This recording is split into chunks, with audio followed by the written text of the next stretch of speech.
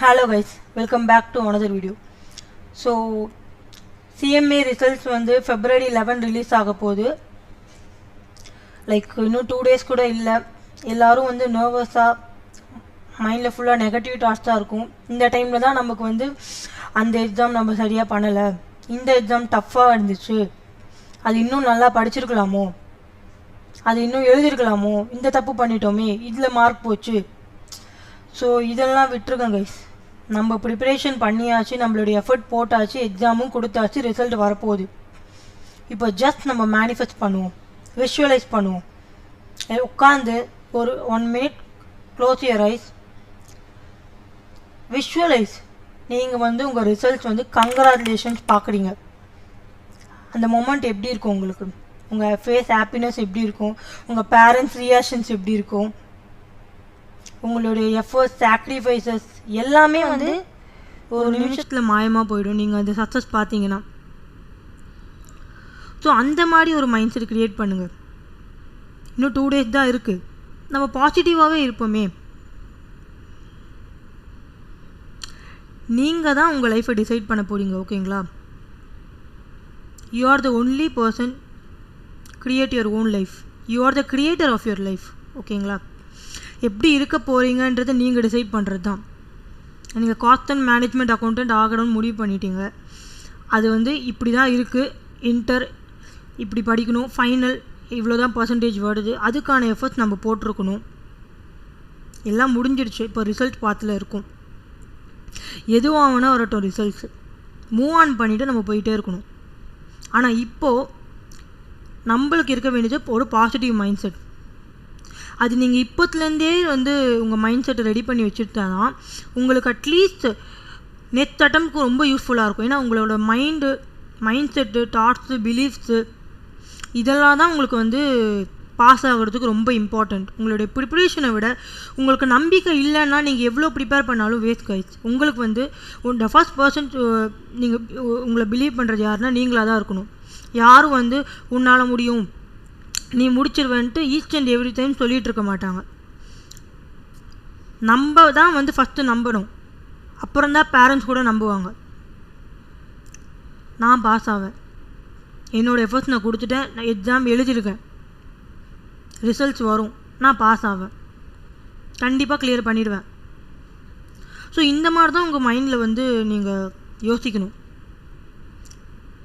அந்த மொமெண்ட் நினச்சி பாருங்கள். நீங்கள் அந்த கங்க்ராச்சுலேஷன்ஸ் வாங்கிட்டு நீங்கள் சிஎம்ஏ இன்ட்ராக இருந்தால் ஃபைனலுக்குள்ளே போயிடுங்க. இனிமேல் நீங்கள் சிஎம்ஏ ஃபைனலிஸ்ட்டு. இதே நீங்கள் சிஎம்ஏ ஃபைனல் எழுதிருக்கீங்கன்னா யூஆர் குவாலிஃபைடு சிஎம்ஏ. உங்களோட பொசிஷனே வேறு. You will become a professional. So negative தாட்ஸை ஒட்டி வச்சுட்டு நம்ம இப்படி யோசிக்கலாமே. நீங்கள் முடித்தா எப்படி இருப்பீங்க? முடித்தா உங்கள் லைஃப் எப்படி இருக்கும்? உங்கள் பேரண்ட்ஸ் எப்படி இருப்பாங்க? அவங்க எப்படி உங்களை தூக்கி வச்சுப்பாங்க? எப்படி வந்து நீங்கள் செலிப்ரேட் பண்ண போகிறீங்க? ரிலேட்டிவ்ஸ் எல்லாரும் மாதிரி எப்படி இருக்க போகிறீங்க? ஸோ அந்த மாதிரி திங்க் பண்ணுங்களேன். பாசிட்டிவாக யோசிங்க, கண்டிப்பாக நீங்கள் கிளியர் பண்ணிடுவீங்க. இந்த மைண்ட் செட் வந்து இந்த Day 1 ப்ரிப்பரேஷன் அப்போவே உங்களுக்கு இருந்திருக்கணும். லைக் நான் அப்படி பாஸ் ஆக போகிறேன், என்னோட முடிஞ்சதை கொடுத்துருவேன் அப்படின்னு சொல்லி என்னோட முடிஞ்ச எஃபர்ட்ஸ் நான் கொடுத்துருவேன். அதுக்கு மேலே ஒன்றும் இல்லை. கடமையை செய், பலனை எதிர்பார்க்காது. எங்கள் அப்பா அடிக்கடி சொல்லுவார், ஓகேங்களா?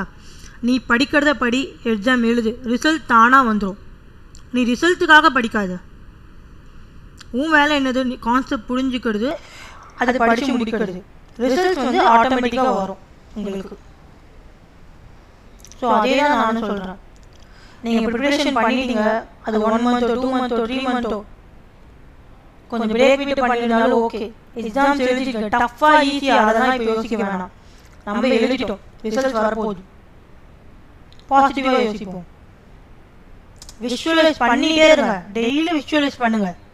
நீங்கள் சிஎம்ஏ இன்டர் முடிச்சுட்டீங்க, ஃபைனலுக்கு போகிறோம். நான் ஃபைனல் முடிச்சுட்டேன், சிஎம்ஏ குவாலிஃபைடு, ஒரு நல்ல ஹை பேயிங் ஜாபுக்கு போகிறேன். என்னோடய லைஃப் ஸ்டைல் எப்படி இருக்க போகுது? என்னோடய ட்ரீம் லைஃப் நான் வாழ போகிறேன். எல்லாருக்கும் ஒரு ட்ரீம் லைஃப் இருக்கும் இல்லையா? எதுக்கு வந்து நம்ம சிஎம்ஏ படிக்கிறோம்? அஃப்கோர்ஸ் ஒரு நல்ல சேலரியில் செட்டில் ஆகிறதுக்கு. ஃபஸ்ட்டு திங் அதுதான். அப்போது நீங்கள் அப்படி செட்டில் ஆகும்போது உங்கள் ட்ரீம் லைஃப் எப்படி இருக்க போகுது? உங்களுக்கு பிடிச்ச கார், நீங்கள் வீடு கட்டணும், எவ்ரி ஒன்னுக்கு பேசிக்கான ஆசை தானே இது. இதெல்லாம் நீங்கள் மேனிஃபெஸ்ட் பண்ணிகிட்டே இருங்க. என்னோட க்ளோஸ் ஃப்ரெண்ட் ஒருத்தி வந்து லா ஆஃப் அட்ராக்ஷன் நெகட்டிவாக பேசாதடி, அது வந்து நடந்துடும், அட்ராக்ட் ஆகிடும். எனக்கு அது புரியாது. என்ன இவ லா ஆஃப் அட்ராக்ஷன் சொல்கிறா அப்படின்ட்டு.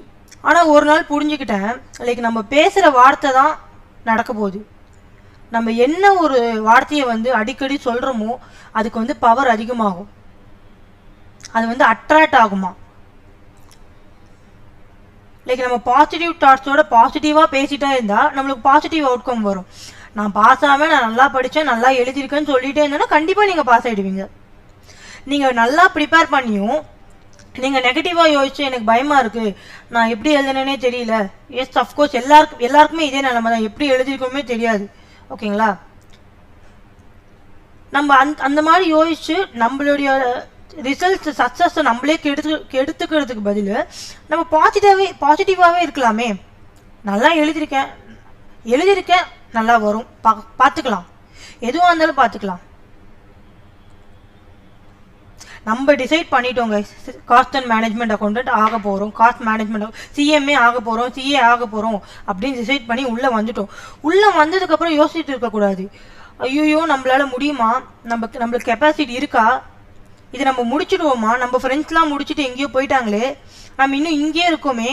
கம்பேரே பண்ணிக்காதீங்க. நீங்கள் வேற, உங்கள் ஃப்ரெண்ட்ஸ் வேற. ஓகேங்களா? உங்களுக்கு ஒன்று வரும், அவங்களுக்கு ஒன்று வராது. நீங்கள் வேற, டோட்டலாக அவங்க வேற. இதில் கம்பேர்லாம் பண்ணிக்காதீங்க. அவங்க இன்னைக்கு பாஸ் ஆகிட்டாங்க, நீங்கள் நெக்ஸ்ட்டு 4 monthsல பாஸ் ஆக போறீங்க, அவ்வளோதான். 6 months சும்மா. உங்களுக்கு வந்து நீங்கள் டிசம்பர் எழுதிருக்கீங்க, உங்களுக்கு ரிசல்ட்ஸ் வந்து பிப்ரவரி, ஜூனே உங்களுக்கு எக்ஸாமு. 4 months கூட இல்லை, அடுத்த 40 daysல உங்களுக்கு ரிசல்ட் வந்துடும். இப்படின்றதுக்குள்ளே போயிடும் டைம். வந்து உங்களுக்கான டைம் கண்டிப்பாக வரும். ஸோ நான் என்னோட லைஃப் ஸ்டோரி சொல்கிறேன். எனக்கு வந்து இன்டர் படிக்கும்போது ஒரு ஆக்சிடென்ட் ஆச்சு. ஸோ கொஞ்சம் ஹெல்த் இஷ்யூஸ்னால என்னால் 2 attempts என்னால் எழுத முடியல சிஎம்ஏ இன்டருக்கு. என்னோட ஃப்ரெண்ட்ஸ்லாம் பார்த்தீங்கன்னா இன்டர் எழுதி ஃபைனலுக்கு போய் ஆர்டிகல்ஷிப்பே முடிச்சுட்டாங்க. ஆனால் நான் இன்னும் எழுத பார்த்துக்கணும், வீட்டில் இருக்கணும், ஒன்றுமே பண்ணாமல் 1 year வீட்டில் தான் இருந்தேன். ஸோ அப்போது ரொம்ப டிப்ரெஸ்ஸாகவும் இருந்தது. பட் 6 to 7 months அப்புறம் எனக்கு எப்போ எழுத்து வந்து ஓகே ஆச்சோ, வித்தின் 1 or 2 months நான் டிசைட் பண்ண எக்ஸாம் எழுதுறேன். நான் ரிசல்ட் பற்றிலாம் யோசிக்கல, நான் எக்ஸாம் எழுதுறேன். 1 year எழுத முடியாமல் போச்சு, ஆனால் கம்மிங் அட்டம் வந்து நான் எழுதுறேன், என்ன வேணால் ஆட்டும் அப்படின்ட்டு நான் எழுதுனேன். 1 or 2 months தான் ப்ரிப்பேர் பண்ணேன், எழுதுனேன். அதுக்கப்புறம் பார்த்தீங்கன்னா நான் எக்ஸ்பெக்ட் பண்ணாத ரிசல்ட்ஸ் நான் பாஸ் பண்ணிட்டேன். அதுவும் நல்ல மார்க்ஸோடு பாஸ் பண்ணிட்டேன். ஒரு சப்ஜெக்டும் 75, 65, 55 எடுத்து பாஸ் பண்ணியிருக்கேன். அதுதான் சொல்கிறேன். ஸோ நெகட்டிவ் தாட்ஸை விட்டுருங்க, பாசிட்டிவாகவே இருப்போமே, விஷுவலைஸ் பண்ணிகிட்டே இருப்போமே. டிப்ரெஷன் வரும் தான், நெகட்டிவ் தாட்ஸ் வரும் தான், கொஞ்சம் கொஞ்சமாக நம்ம பாசிட்டிவ் தாட்ஸை கொண்டு வந்து விஷுவலைஸ் பண்ணிகிட்டே இருப்போமே, மேனிஃபெஸ்ட் பண்ணிகிட்டே இருப்போமே. ஒரு நாள் இல்லை ஒரு நாள் நான் சிஎம்ஏ ஆகிட மாட்டேனா? சிஎம்ஏ ஆகிடுவேன் கண்டிப்பாக. எல்லாரும் என்னை சிஎம்ஏன்னு கூப்பிடுவாங்க. இப்போ ஜனனிப்பிரியான்ற சிஎம்ஏ ஜனனிப்பிரியான்னு வரும், அதுக்கான டைம் வரும். அதே மாதிரி நீங்கள் இன்டர் முடிச்சா ஃபைனல் போவீங்க, ஃபைனல் முடிச்சு சிஎம்ஏ குவாலிஃபை ஆக தான் போறீங்க. எல்லாருக்கும் ஒரு டைம் ஆகும். அந்த டைம் வரைக்கும் நம்ம கொஞ்சம் பேஷன்ஸாக இருக்கணும். ப்ரொஃபஷனல் கோர்சஸ் முக்கியமாக வந்து பேஷன்ஸ் ரொம்ப ரொம்ப முக்கியம். ஓகேங்களா? நம்ம பேஷன்ஸை ரொம்ப டச் பண்ணணும் ப்ரொஃபஷனல் கோர்சஸ். அந்த பேஷன்ஸ், கன்சிஸ்டன்சி அதெல்லாம் இருந்தாலே வந்து ஆட்டோமேட்டிக்காக ரிசல்ட்ஸ் வந்துடும். நம்மளுடைய வேலை படிக்கிறது, எக்ஸாம் எழுதுறது. ரிசல்ட்ஸ் நம்ம கையில் இல்லை, நம்ம கண்ட்ரோல்லே இல்லை அது. ஓகேங்களா? கரெக்ஷன் பண்ணுறது, நம்ம எழுதுறது, லக்கு, இதெல்லாம் தான் அங்கே மேட்ரு. அதுக்கும் மேலே காடு. ஸோ நம்ம வேலை வந்து ப்ரே பண்ணிவிட்டு ஃபோக்கஸ் தான். உங்களுக்கு என்ன வேணும் இப்போது? ரிசல்ட்ஸில் வந்து கங்க்ராச்சுலேஷன்ஸ் பார்க்கணும். கங்க்ராச்சுலேஷன் பார்த்தா எப்படி இருக்கும் அதை தான் யோசிக்கணும். ஒருவேளை நான் ரிசல்ட் ஓப்பன் பண்ணும்போது நாட் கம்ப்ளீட்டட் வந்துருச்சுன்னா என்ன பண்ணுறது? அது வந்தால் பார்த்துக்கலாம். இப்போத்துலேருந்து நீங்கள் அது யோசிக்காதீங்க. ஓகேங்களா? அது வரும்போது பார்த்துக்கலாம். இப்போ நம்ம யோசிக்க வேண்டியதெல்லாம், நான் ரிசல்ட்ஸ் ஓப்பன் பண்ணுறேன், எனக்கு கங்க்ராச்சுலேஷன்ஸ் வந்துருச்சு, நான் எப்படி ஃபீல் பண்ணுவேன், அப்பா அம்மா ரியாக்ஷன்ஸ் என்ன, இதை மட்டும் யோசிங்க. ஓகேங்களா? இந்த யூடியூப் சேனல் ஸ்டார்ட் பண்ணணுன்றது என்னோட 2 years dream. Due to some reasons and struggles இந்த 2 இயர்ஸாக என்னால் ஸ்டார்ட் பண்ண முடியல. ஆனால் நான் டெய்லி நினச்சிட்டு தான் இருந்தேன். நிறைய பேர் என்னை டிமோட்டிவேட் பண்ணாங்க. லைக் உன்னால் முடியாது, எதுக்கு டைம் வேஸ்ட் பண்ணுற, அதுக்கு நீ படித்தாவாச்சும் பாஸ் பண்ணுவேன், இப்படிலாம் பேசினாங்க. ஆனால் நான் டெய்லி மேனிஃபெஸ்ட் பண்ணிகிட்டே தான் இருந்தேன். லைக் நான் கண்டிப்பாக வந்து ஒரு நாள் ஸ்டார்ட் பண்ணுவேன், கேமரா முன்னாடி உட்காருவேன், மைக் போட்டுட்டு பேசுவேன், டீச் பண்ணுவேன். அதே மாதிரி நடந்துருச்சு. ஆனால் அது 2 இயர்ஸ் ஆச்சு. ஆனால் நான் வெயிட் பண்ணேன். டெய்லியும் அதை விடாமல் நினச்சிட்டும் இருந்தேன். அது நடக்கலையேன்னு சொல்லிட்டு நான் விட்டுலையே, ஐயோ இது நடக்கலை, அப்போது நம்மளால் பண்ண முடியாது போல் அப்படின்ட்டு நான் நினச்சிட்டே இருந்ததுனால தான் அந்த டாப் தான் வந்து அதுக்கான ஸ்டெப்ஸ் எடுத்து வச்சுச்சு.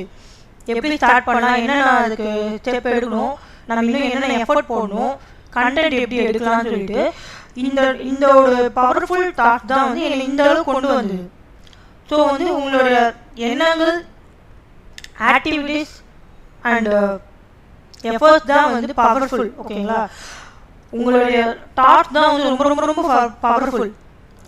நீங்கள் ஃபீல் பண்ணுற எமோஷனோட ஃபீல் பண்ணுங்கள். லைக் பாஸ் ஆகிட்டா அந்த எமோஷன் எப்படி இருக்குன்றதை நினச்சி பாருங்கள். அடுத்த நிமிஷம் நீங்கள் வந்து ரிலாக்ஸ் ஆகிடுவீங்க. ஓகேங்களா? படிக்கும்போதும் சரி, ரிசல்ட் வரும்போதும் சரி, உங்களுக்கு படிக்கும்போது உங்களுக்கு டீக்ரேடாக இருக்கீங்க, டிமோட்டிவேட்டடாக இருக்கீங்கன்னா அந்த ஒரு மூமெண்ட் நினச்சி பாருங்கள். கங்க்ராச்சுலேஷன்ஸ், வந்து நம்ம சிஎம்ஏ குவாலிஃபைடாக எல்லாமே நடந்துடும். ஓகேங்களா? ஸோ எல்லாருமே ப்ரே பண்ணிப்போம், எல்லோரும் நல்ல மார்க்கோடு பாஸ் பண்ணுவோம்னு சொல்லிட்டு.